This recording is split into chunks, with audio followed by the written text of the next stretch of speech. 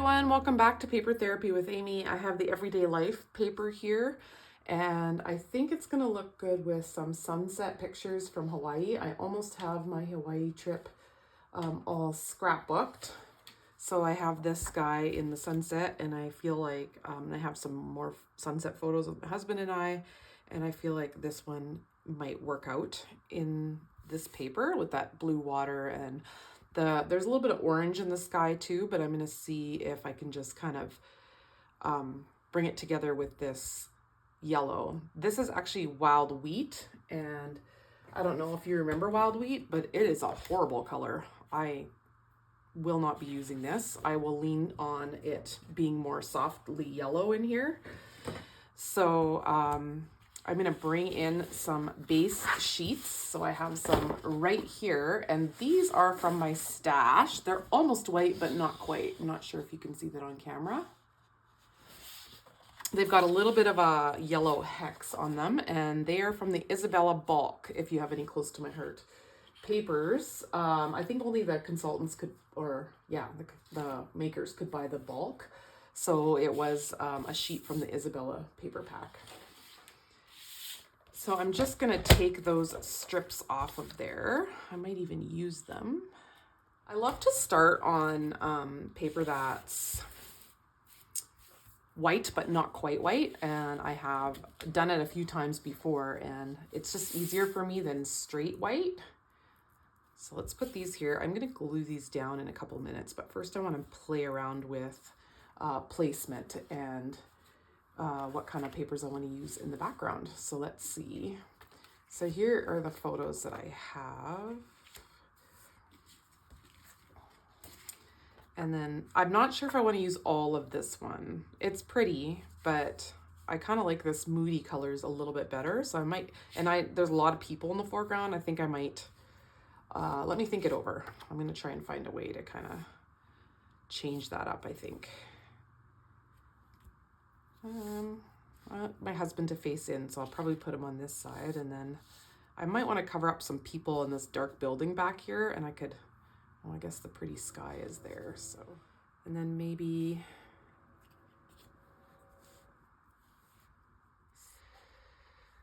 that does cover up a bit of that. Maybe I have to come down a little bit more and then just cover sand.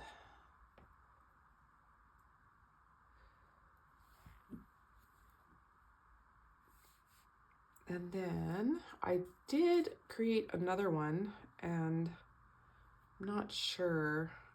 I was wondering if I could use it here and just kind of block off some of the people in this picture. This is kind of a pixelated picture. It was sent to me by someone. I didn't actually take it. And I think that's why I'm not feeling like I need the whole thing. You're probably thinking, oh, what a beautiful sky, but I just feel like a small part of it would be good. To 4, and then let's take off a good part of the bottom, and then we're going to go up to 2 1/4.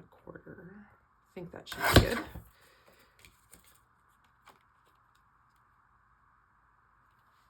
Yeah, I like that. So maybe I'll add a little tape runner to that so it stays put on there, and maybe I can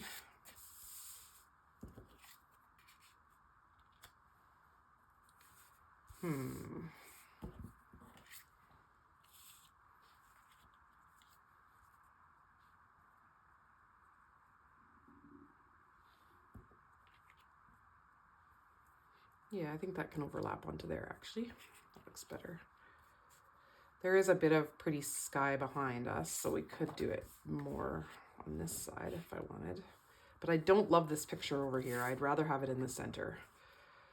So I think I'd prefer there.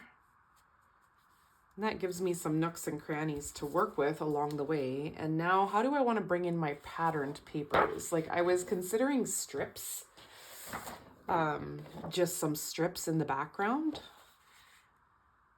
And I think that might really look nice. And then I can use this one sparingly because it's a little busier, and then a little more on this one. And I also have this circle I cut out of something else, and I was wondering if I could incorporate it somehow. I do think it's pretty because it kind of depicts a sun. Off camera, I came up with a little bit better of an arrangement. I like this a little bit better. So now I want to add some more cardstock, but I'm really gonna try hard not to overdo it.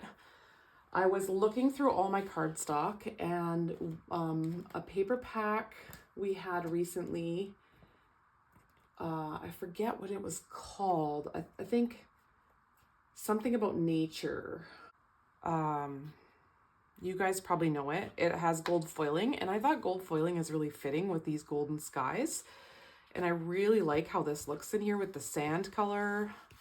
So I think, and I like this circle like this much better because now I've got some of this sandy color at the bottom and the blue color at the top, which matches more with the pictures.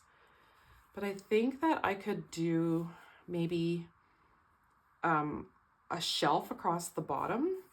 And I'm just kind of trying to decide if I should bump it in. Let's see, how big is it? It's 6.5. So I could go with 2.5 and 2.5, and then that would leave me 1.5 inches. And that leaves me a little bit if I want to cut some leaves or something out of that. For embellishments, I think I'm going to be going with definitely some hibiscus, happy hibiscus, which are on clearance right now.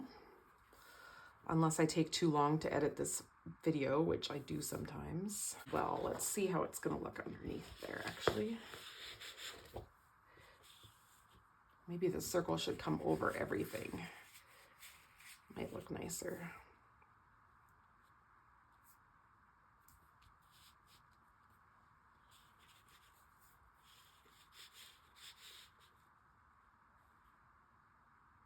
Or maybe this one would come up, and then this one could be down. I do think I'm going to cut this one a little larger pieces, so let's go with 3.5. I can always make it narrower. How do I want the stars? I think like this. So 3.5.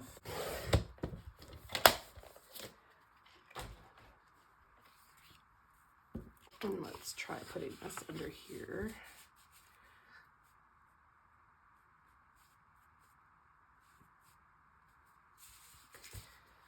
I do like dovetails. I'm not sure if I want to dovetail it yet though. Still thinking about it. So I found in my gold, I have a stash of gold stuff in there. I found this So Beautiful, which I thought might be fitting. So my husband's joke was, well, you don't feel fat laying on the beach when there's a seal that size laying on the beach. Which we thought was kind of, we all laughed. I'm planning to place the title right over here, and I kind of want it nestled in some embellishments eventually. As you can see, these are already done. I got my head in the way every single time, so I won't be adding any video of me adding these.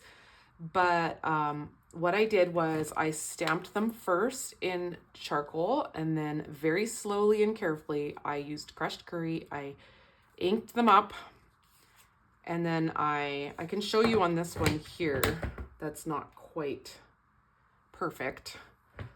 So I have this older crushed curry, so you still have to really push to get the ink on there. So I gave one, so I did second generation stamping, and then the best thing is to look for this bump because it's easy to recognize. And then if I don't get my head in the way, it's very hard for me to line up perfectly, but oh, I did pretty good. So that's a messed up one, but that's how I did it. And if you want a little bit more wash of color, you could even add a little bit of inking, but I think this is going to be enough for me on my page. Let's get this out of the way. But you can see how this is kind of dark, and I don't want to draw too much attention away from the pictures. I already have this yellow on the frames, so I just kind of want to blend it in. I think that's going to look really nice. And I think I'm just going to fussy cut these because of the way I did them everywhere, every which way. It's going to be hard to place my die that many times, so I don't mind to fussy cut. I think I'll just cut them out. So your best bet when fussy cutting is to turn the paper and not the scissors. So you want to go in, and I like to leave a little white border because it's a lot more forgiving. Sometimes I'll cut right to the edge, like if I'm going to do an inking treatment, like to the leaves on a recent layout, then I cut right along that black edge or dark edge. I find it easier usually to cut off the main sheet, like just cut this off and work with a smaller piece of paper. I find that a lot easier. So that's generally what I will do. Unless I'm trying to conserve paper, like cutting out of a patterned paper that I really like. And I want to be able to cut more out later. See, I got a little closer there, but it's actually quite forgiving if you leave a white border. And I think those are going to look really good. I wanted to show you how I created these frames. I cut them with this, and then I had to, this is this size, but this one here I had to cut down by cutting through the corners and then reshaping it or resizing it to this size. So that's how I did that. And then when I cut them, as soon as I had them cut, I put them in my embossing folder and ran them through the embossing folder. And then I did sand them and ink them a little bit as well, until I kind of had a color that I felt matched this good enough. Then I did cut a bunch of these, I'm not sure which die set this is, but it was, last time I checked, it was still on clearance. So I have a bunch of these guys.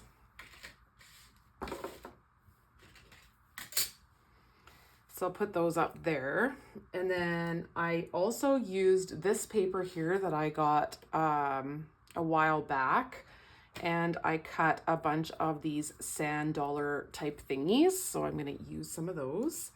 And I have a leaf die. I don't have the die here, but it's an old close to my heart die. And I cut a bunch of leaves in this gray color, the same as this here. So that's what I have to work with. I think it's going to be enough.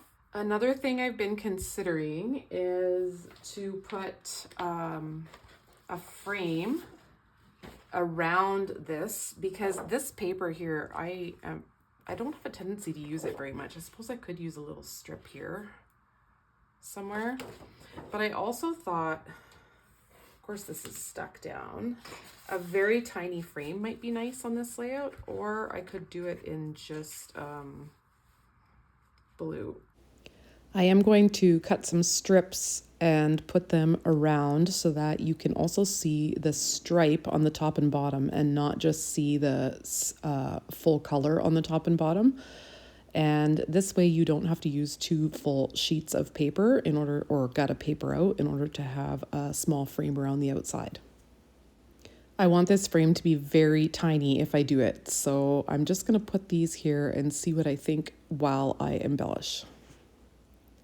I'm going to start arranging my embellishment clusters, and the tips that I have for embellishing are generally I like to have an odd number of flowers or larger items in my clusters, and usually I would start with the largest item and then work my way to the smallest. But in this case, I'd start with the flowers, and I would consider those circle shell things to be like a replacement of a flower. And then I would tuck the other items underneath. The title area is going to be a whole embellishment cluster, and then I'll have one near the bottom on the right hand page, and the one that I'm working on now, which forms a nice triangle. Hawaii sure had some beautiful sunsets, and it's just such a beautiful place. I hope I can go back there someday. This was just on Waikiki Beach. And we were walking down the beach from our hotel to go for supper, and all of a sudden there's this seal just laying on the beach, and I was excited to see him and take some pictures, and of course the sun was setting and the sky was very pretty as well. When I travel, I always imagine what it would be like to live in the places that I'm visiting, like overseas, or I've been to New York City or in London. I just think, imagine if I just lived here and it was normal life. I was always amazed in New York City of all these people with dogs, and you have to take your dog out for every pee and poop break, basically, because there's people with big dogs that live in apartments there, and it's just wild to me. And so in Hawaii, I just was like, I just think, is your whole life a vacation if you live here? Because it's just so beautiful. And how do you ever stop staring at it and going, man, I live in paradise? I got the idea of using these coral pieces from the Ocean Friends die cuts, and I will check, and if they are still available, I'll link them down below, but they are on clearance. They're in the last chance section. But I got this idea from Tanya over at Scraptastic Creations. If you haven't seen her channel, you got to go over there and check it out. She has some great ideas, but these embellishment clusters are definitely styled after her embellishment clusters in one of her layouts.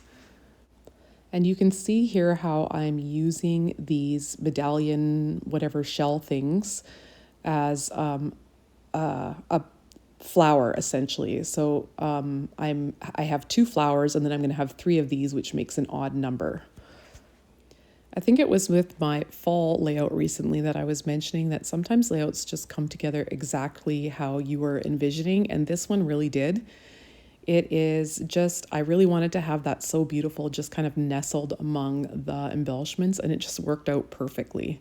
I think this was a little bit easier layout because I had less pictures on it than I normally have on a layout, and I wasn't fighting for space.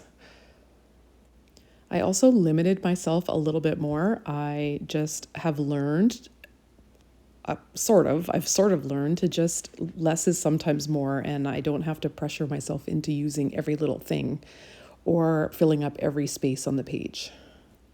I think the thing about art, and this is art, it's crafting, but it's also art. The thing about art you have to remember is that it's really okay to just let it flow, and you don't have to hold yourself to rules. You can just, make it how you think it looks beautiful.